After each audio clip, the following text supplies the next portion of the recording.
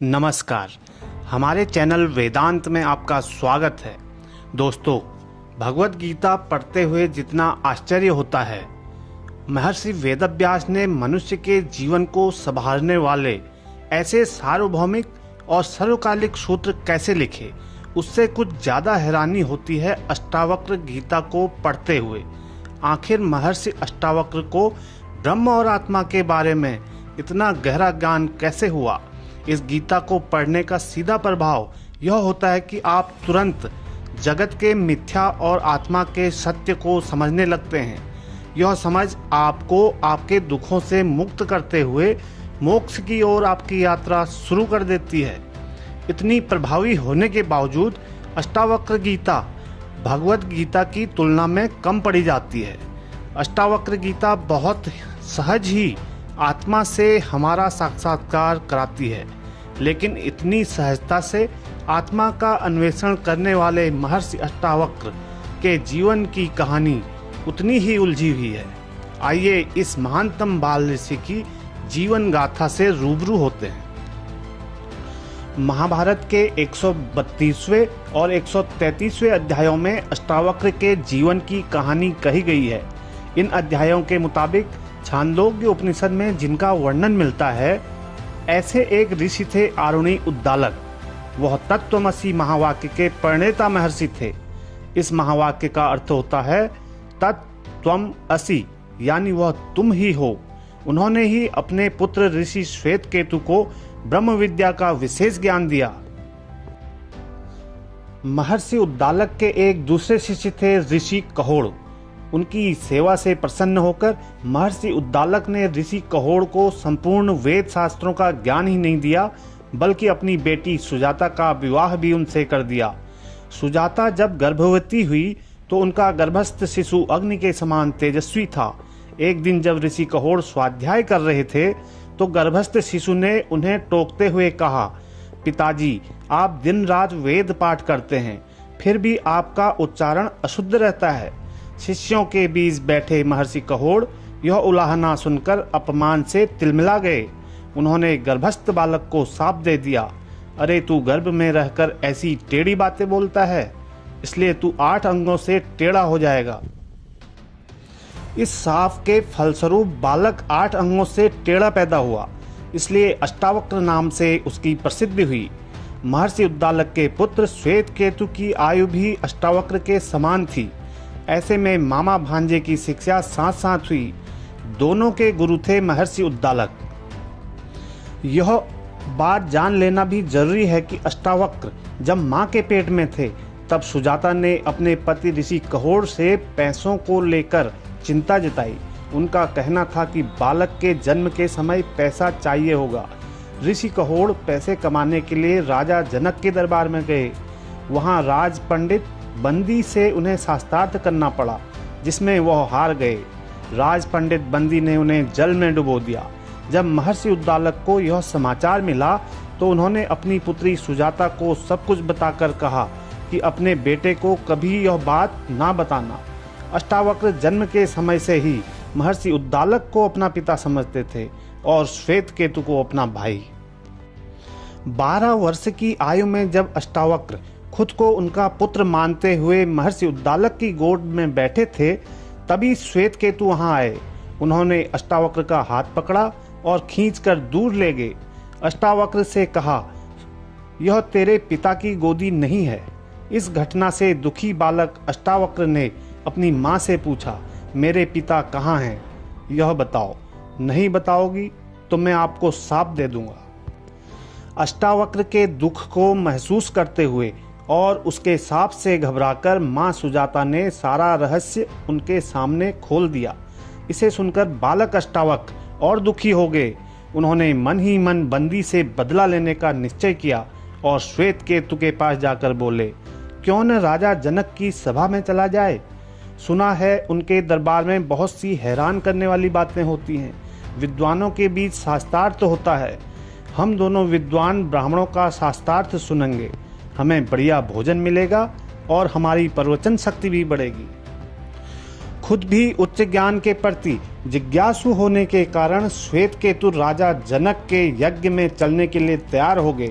यज्ञ मंडप की ओर जाते समय रास्ते में ही दोनों की भेंट राजा जनक से हो गई।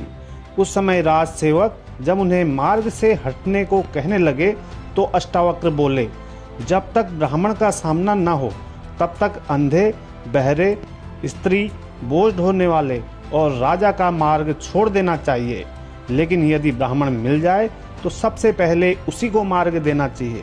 यह सुनकर राजा जनक ने मार्ग छोड़ दिया और कहा, आग कभी छोटी नहीं होती। देवराज इंद्र भी सदा ब्राह्मणों के आगे मस्तक झुकाते थे। इसके बाद यज्ञ के द्वार पर द्वारपाल ने कहा, हम पंडित राज बंदी के आज्ञा पालक हैं, उनकी आज्ञा अनुसार इस यज्ञ में बालक ब्राह्मण प्रवेश नहीं कर सकते। यहाँ वयोवृद्ध और बुद्धिमान ब्राह्मण का ही प्रवेश हो सकता है। इस पर अष्टावक्र बोले, हम लोग वृद्ध ही हैं, क्योंकि हमने ब्रह्मचर्य का पालन किया है और हम वेदों के प्रभाव से भी संपन्न हैं। हम गुरुजनों के सेवक हैं, जितेंद्रिय हैं और ज्ञान शास्त्र में भी परिनिष्ठित हैं। उम्र में बालक होने के कारण किसी ब्राह्मण को अपमानित करना उचित नहीं बताया गया है। आग की छोटी सी चिंगारी भी यदि छू जाए तो वह जला डालती है।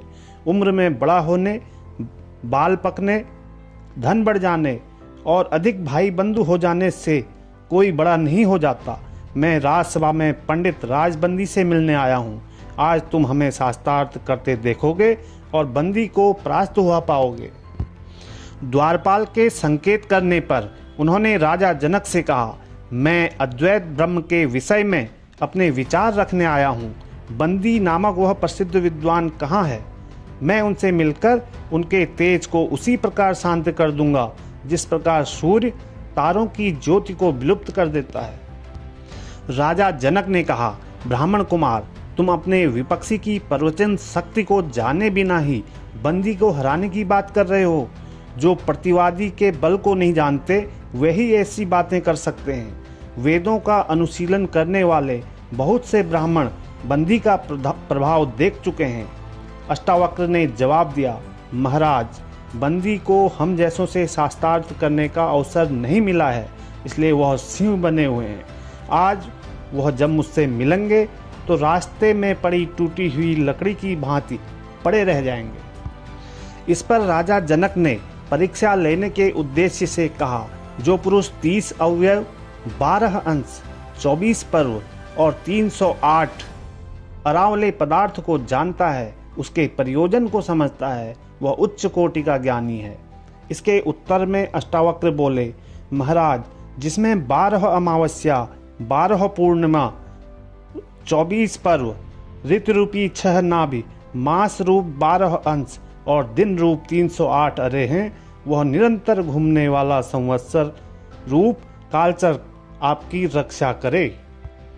इसके बाद राजा जनक ने और भी कई गूढ़ प्रश्न पूछे, जिनके अष्टावक्र ने सटीक उत्तर दिए। तब जनक बोले, ब्राह्मण, आपकी शक्ति तो देवताओं के समान है। मैं आपको मनुष्य नहीं मानता, आप बालक भी नहीं हैं। मैं तो आपको वृद्ध ही समझता हूँ।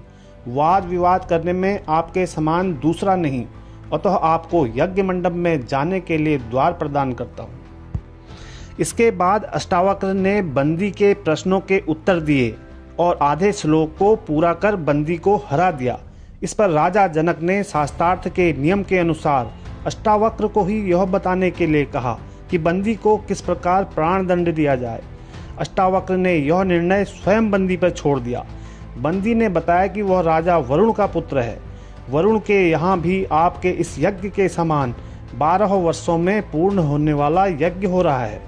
उस यज्ञ को पूरा करने के लिए मैंने जल में डुबाने के बहाने कुछ चुने हुए ब्राह्मणों को वरुण लोक भेज दिया था और अब वे सब फिर लौट कर आ रहे हैं।